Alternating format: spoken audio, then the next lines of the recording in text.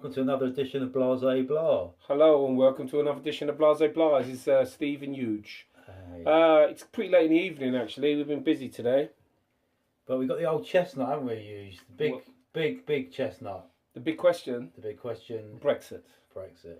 What do you think of Brexit, Steve? Me and you have a disagreement about Brexit, but I think I'm slowly changing your mind on the perspective of Brexit. Well, you have made me think. I must admit, it's particularly on migrant workers here, because I think the one thing that you've really pulled me up on and made me think about is the exploitation of these workers here. It is a quite interesting subject because I never really thought about it in that way. You know, I always thought about they're getting an opportunity to come here and to prosper potentially, but in a way they're just being horribly exploited. Really, I'd have to really offer that up. Fair. I can see where you're coming from. Fair point. You know, but maybe before we get into that, what I'd like to ask you, I'd like to throw this question into the mix and ask you, if there was another referendum tomorrow, what do you think the outcome would be?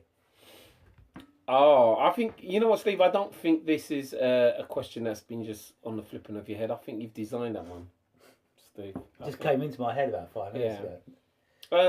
What do I think? I think possibly through scaremongering, through scaremongering, and I think maybe people would vote in. But I think that's to do with the media and the panic. Well, I think probably it would sway to the Remainers. I think this time around. I think also people had a chance to go on holiday abroad this year. Yeah, they've seen the exchange rate from the euro against the pound. Can't get as much beer as you can for your money now, can you, abroad? Well, you wouldn't be able to get as much beer for your money if you can't afford to go on holiday. That's very true.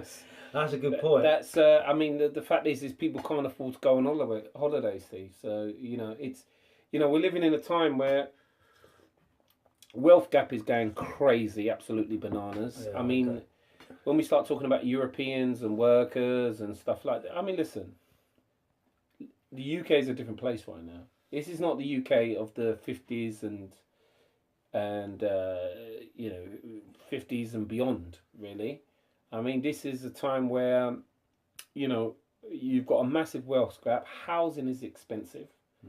You have, it depends on what side of the fence you're on, basically, and whether your industry and the work that you're in, if you're going to actually, if it's going to be devalued by any form of worker, if you're under no threat of your industry being devalued or your wealth, for you to be wealth, then you're not interested in that. If you own a home and a house. What are you sort of actually saying in terms of maybe like the poorer sector of the community? How do you feel that Brexit will help them?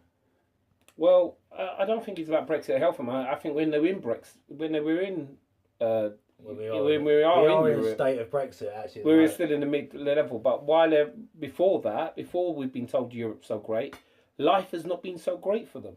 So once life is not so great for you, people want change, and I think the reason, the problem is the affluence. The people with affluence and money don't understand people that are poor and the frustrations that they have there. And what's happening is the people with affluence and money love cheap labour, so they bring in cheap labour. It's nothing to do with the people European. I fully get it. You're travelling, you're trying to make a living, but what that does is destabilise the working classes and the poor, to start trying to unite and fight the system. Because when you fight again with somebody who's in your community that literally haven't got the same understanding about the wealth or the value of living here, then you've weakened the unification of us. So do you feel that a lot of these migrant workers are sort of work tourists, that they come here for a certain amount of time, save up money?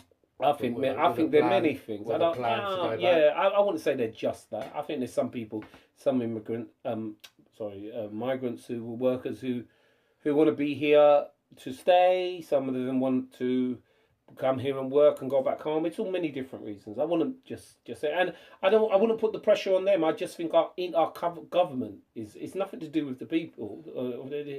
Our government are using poor people to compete with poor people and more desperate people, which is creating a Brexit, which is creating large How do you percentage mean of our it's society. creating a Brexit? How do you mean it's creating a Brexit? Well, once you create poverty on people competing on poverty, and wages are low, people are frustrated. People are frustrated. They're like, the NHS is falling apart. Schools. So all the money we've made from this wonderful world of being in Europe. Yeah. Don't say I'm not against Europe. I think it's great, but I understand why working class and poor people would vote out. If you don't understand that, then you're living in a delusional world. You have inheritance. You own a property, and you might have private healthcare. I mean, what happens if we leave Brexit? Will we lose the BBC as well? Well, BBC is another topic, which check out that video on BBC. It's going viral. It's unbelievable at the moment. It's massive. But yeah, I just think, I'm for mostly the working. I like a society that recycles itself. Okay, so do you feel that if do you feel that if there is a cap on workers coming from Europe, that the economy will sustain itself and be able to thrive and flourish after that? Yeah, but why do we have to thrive? Why can't we just? Why does it have to be booming and thriving? Because when it thrives and booms, the wealth is only going to the top. It's thriving for people that are wealthy. So you want a deflated economy then? Well, I just want a balanced economy. I want people to be in a situation. I'm thinking about the poor and the weak. I'm not talking about the people that are wealthy and got security. Oh, okay. And the poor and the weak and the vulnerable haven't got the opportunities to build themselves to get to this fantastic life. So when next March comes, and we actually sort of jump off the cliff, how do you see the sort of next year or so? It's going to be hard. It's going to be. I assume it's going to be hard. But I assume it may not. I don't think they're going to let it happen. I think they're going to try to. You can see they're trying to stop it. The elite and the establishment are trying to stop it. Well, why they're not building houses, affordable houses for people? Why they're closing down mental health places for people who are vulnerable? Why they're doing all these things? It's our government that has created all this problem. I mean, I think even though I voted to remain, I actually think that you're not going to get what you voted for in a year's time, because I think it is going to be a watered down Brexit. So I actually have some sort of sympathy for the people who voted to go out, because I don't actually think you're going to get. Well, you didn't vote either way, did you? No, I didn't. Voted to go out, because I understand both ways. I don't think they're actually going to get what they thought they were going to get. There's a lot of, being misled in a lot of ways. So how do you feel about living in a democracy where when you vote for something you don't get it? How do you feel about that? Well, I think it comes down to say if tomorrow they had a vote for, I don't know, to close down hospitals, would you like hospitals to be closed down and we just go fully private? Would you want that? I thought you meant just have no hospitals. No, they were closing down hospitals and we were going to go fully private. Well, no, because I can't afford private healthcare. So okay, so imagine you voted for that. Yeah. Would you want your vote to count? And you won the vote. Yeah, of course. Would you want the count? Of course, but that's what I'm saying. I'm actually saying that. I actually started to think that the people that did vote to go out aren't going to necessarily get what they paid up. I hear what you're saying, but I'm saying is that I don't think we should be worried about feel sorry for them. We should feel sorry for all of us. And be worried for all of us that our democracy doesn't work in that way, whether you like the vote or not. Yeah, well, that's true. I don't have any. Because whether you win on that, but we also lose, and there's something we're losing, because that will always be the benchmark that we voted. But as saying that, the same people that have voted and may not get their vote right because they're gonna keep it's not gonna count anyway. They've always been the ones that have voted. And the politicians have let them down anyway, so they're quite used to that experience of voting for certain things to build more schools, to build affordable housing, to build and the government saying that they're going to do it and not doing it. So they're very comfortable in that situation. It's a place that they're used to being. So that's the reason why we're getting crazy voting patterns. And I think in Europe you're going to get crazy voting patterns. You just had France. Almost voting in a couple of months back. Almost voted in the National Front woman. Well, yeah, exactly. He only got in because they had to vote against. They didn't really vote for him particularly, but they just voted against her, Le Pen. So he's a sort of prime minister by default. Absolutely, really. but the fact that she was there to even be the one to be up there to be voted for is showing that there's crazy voting patterns. Well, exactly, yeah. And it's only Well, that France, not being not all of them, but extreme races. That's why you're going to get that kind of voting patterns. And she was on the verge of, and if she was going to get in, she was going to say that she wanted to get out of Europe. Yeah, no, exactly. She, Right that's out what of she, Europe. she was saying. She was going to go to the Europe and say, listen, these are the terms that we want. And if you don't want it, we're leaving the EU. Yeah, they'd have been straight out, wouldn't they? They would have been straight out. So what is that saying then? Like, she never got in. They never got in. Thank God. Yeah, the National Front Party. But at the end of the day, they're coming back round again. It doesn't end because you've held the voting patterns are crazy. You need to create a more balanced society and help the. So I could go. Right, so looking back at going back to our country in the next couple of years, like once we have gone. But wait, do you think we will go? Do you think there could be a final? You're hitting me with a lot of questions here, Steve. Okay. And I think I want to ask you some questions. Yeah, go on. All right. Very fair play. Do you, I think it's only fair. If you believe in democracy, if you believe in a democracy, I don't know how many answers I got. If you believe in having a democracy, and my voice is counting as well, okay. like Brexit. Okay. Do you think that if we never came out of the EU, that for the working classes and everything would have been fine for them, and the poor of all colours? I think it's always been a struggle for the poor and working class in this country. I think previous to Brexit, they were scapegoated a lot by the Tories when they basically focused on benefits and people on sickness benefit, and I think they were like a bête noire for the government. You know, somebody that they could pick on and use as an excuse for economic sort of failures that maybe have not for. But I think, but let me see if I can finish. Oh, sorry, I apologize. But if I can finish, I think that I suppose theoretically, it should work out better for people who are unemployed because there should be more jobs available for people to take. Well, should be some working class people are going to be able to get more jobs because there'll be less people, and they'll be looking to However, the caveat in this is what sort of wages are these employers going to be paying, because people can't live off £5 an hour or £6 an hour or whatever it is. You know, they call this thing like the living wage. I mean, living wage is an insult.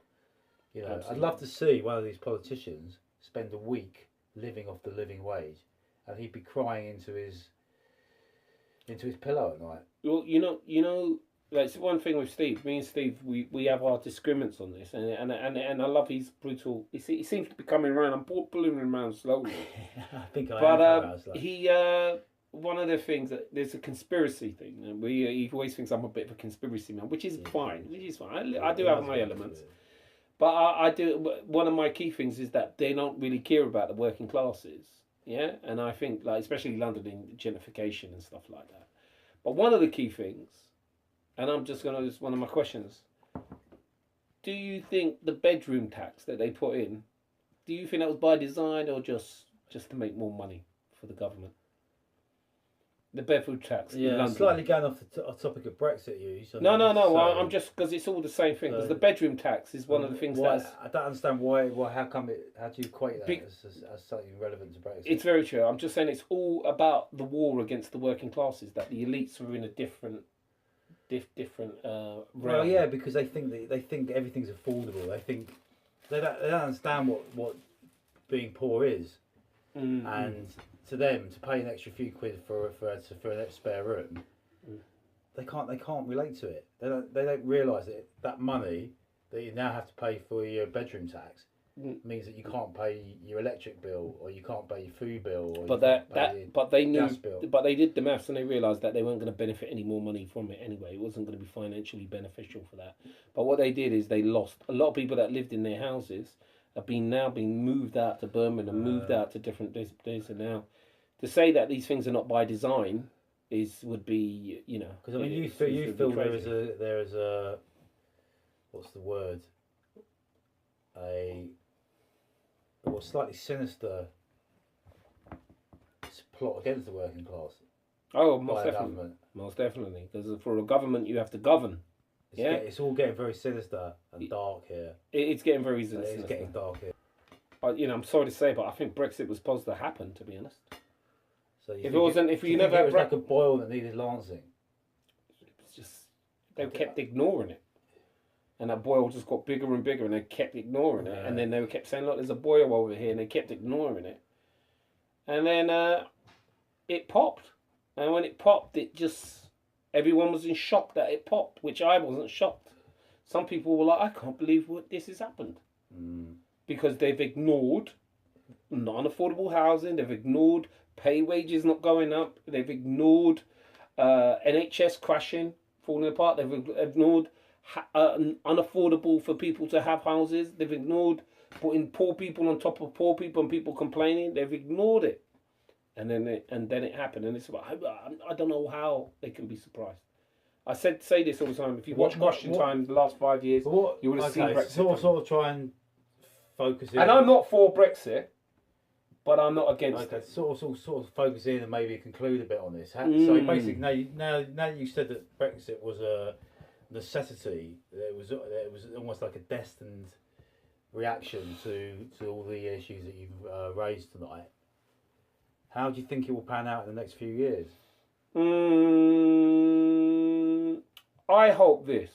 I hope the working class man and the poor start evolving and pulling themselves together and start trying to get involved in politics, more working class politicians to create a change, because we're being run by a lot of elites and people that go to extremely fantastic schools, and they also go to school with bankers. They also go to school with, so it's like a one big social club, and we need to start working class people of all colours, of all backgrounds. Okay, but specifically leaving the European Union. I mean, I hear what you're saying. I'm just looking about what's the solution. And these are historic issues that have gone on from time. But to sort of focus in on the next few years after we leave the EU, what changes do you predict that will help the poor and working class of this country? Something concrete. Well, the voters that they're going to be dealing with, the people, the communities they're going to be dealing with, it's going to be more. It's going to be less distractions. Right, so you're going to have these are the people, and these are the people you're going to have to deal with. It's going to be like, this is what we want, and if you don't deliver, we're going to have some more issues. All right, so you think we can focus more on our own people? We're going to have to. We're going to have to create a more balanced. I mean, how much wealth do the wealthy people need? How much your houses cost millions now. You've got inheritance. It's generational wealth getting passed on. You need to allow a recycle situation. If you're saying that the government don't really care about the poorer people, why after Brexit are they going to care about the poorer people anymore? Well, they're not. Isn't that just something that's like institutionally ingrained in the elite?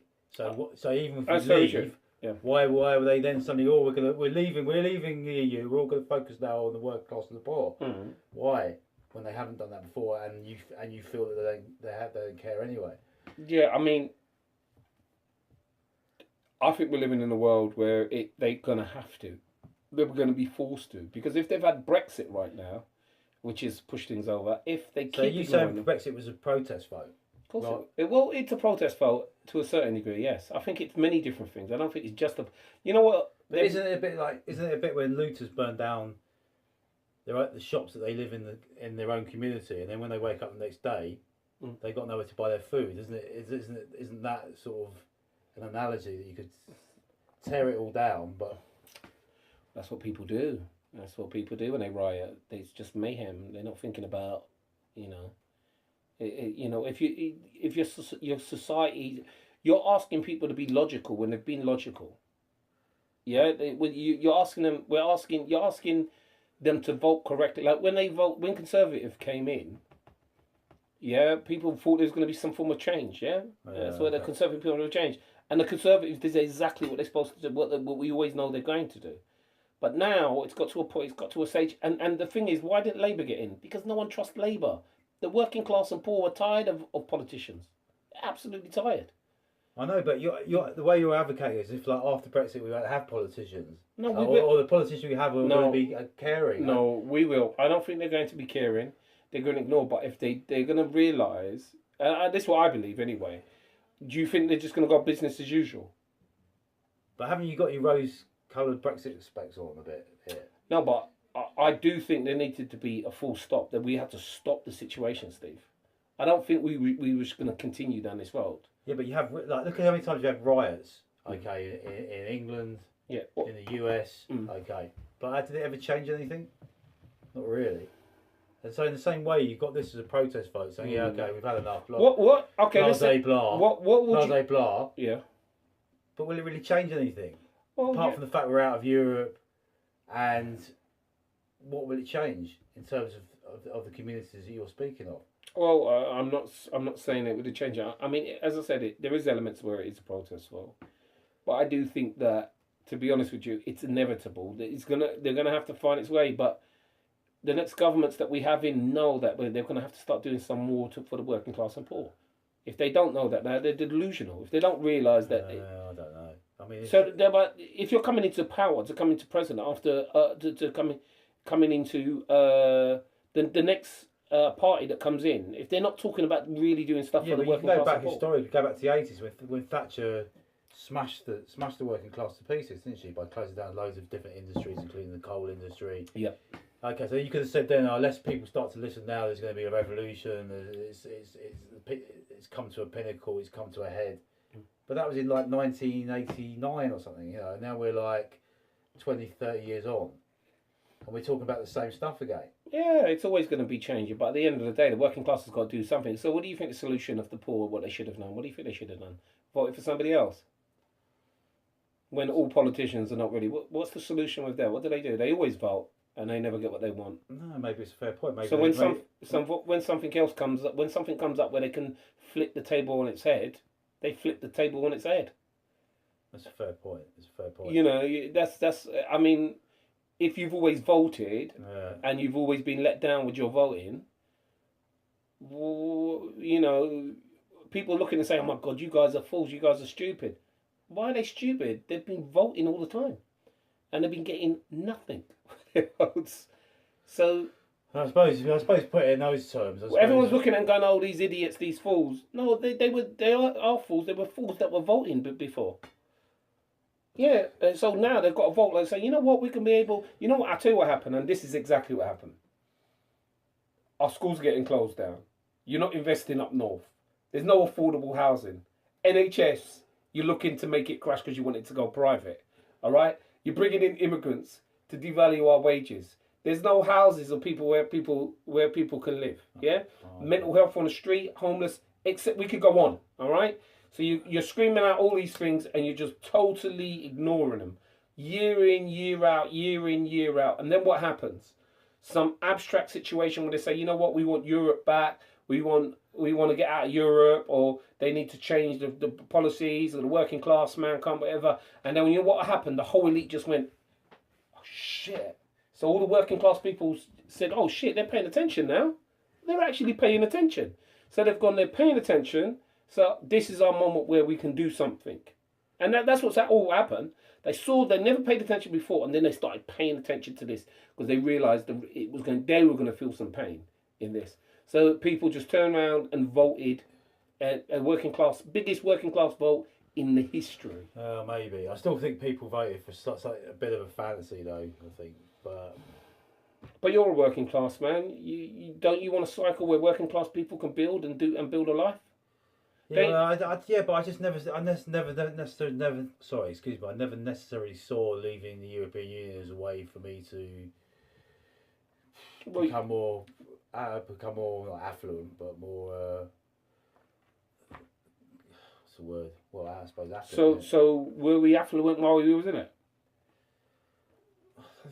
Was your life amazing a year ago, financially? Yeah, but I don't know if it'll be amazing in 2 years' time either. No, well, it doesn't matter. That's where you live anyway. I don't think it'll make a blind bit of difference. Yeah, really, whether we're in it or we're out of it. Well, if you're under stress, if you're under pressure and says, "Hey, if you do that, you're going to be under more pressure," and they've lied to you, would you listen to them? I don't know. I don't know, Eugene. And that's what I'm saying. If you said I don't really believe in any of them, particularly. I think they're all self-serving liars. So I fully agree. I fully agree. So I just want I want a society where poor people can actually make it. Yeah.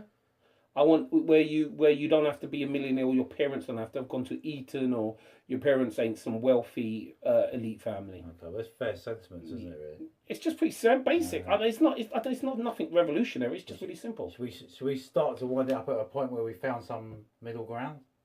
I agree. I think we will. We'll leave it in the middle ground. Shake on it. We'll come back to the Brexit conversation again. As you can see, there was not too much humour in that one. It's Not always too one much that gets the old Pop pub out. balloon, doesn't it? It really does. Listen, all we want is just a better society in the UK, Yeah, well, we can all in do London, in up north. So I want working class people up north, whether they're racist or not racist. Yeah, to have a better life, and for you and for me. Okay, well, say goodbye to whether you're in or you're out. Thanks for watching, and we'll see you on the next edition of Blase Blah. See you in the next edition, Blase Blah. Take care.